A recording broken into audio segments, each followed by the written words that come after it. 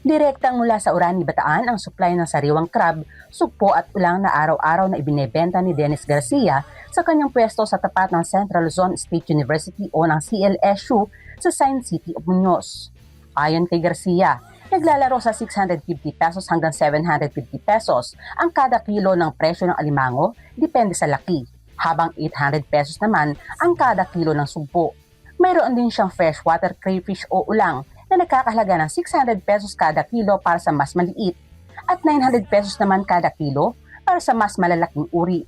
Sinabi ni Garcia na mas mababa ang kanilang presyo kumpara sa iba dahil direkta nilang kinukuha ang supply sa Orani, Bataan, kaya hindi na ito dumaraan sa mga middleman.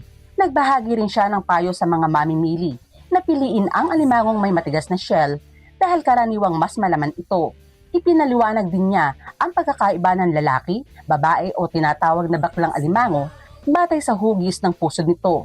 Samantala, ayon kay Garcia, ang kanilang ulang ay mula tubig tabang at bagamat mas abot kaya ang presyo nito, mas malinamnam umano ang malalaking uri dahil sa mas marami itong laman. Sa mga nanonood po dyan, andito lang po ako sa may tapat ng CLSU.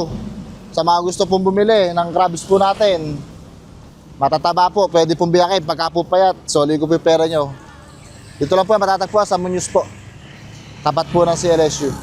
Araw-araw na ito. Araw-araw po kami rito. Pagka po wala po kami rito, bumiyahe po kami ng panibagong paninda sa Bataan.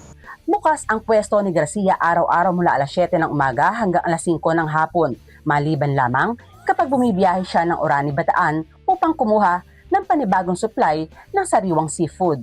Kasama si Jerome Titia, Jeremy Ramos at Smalso Petran. Elsa Navallo para sa Balitang Unang Sigaw.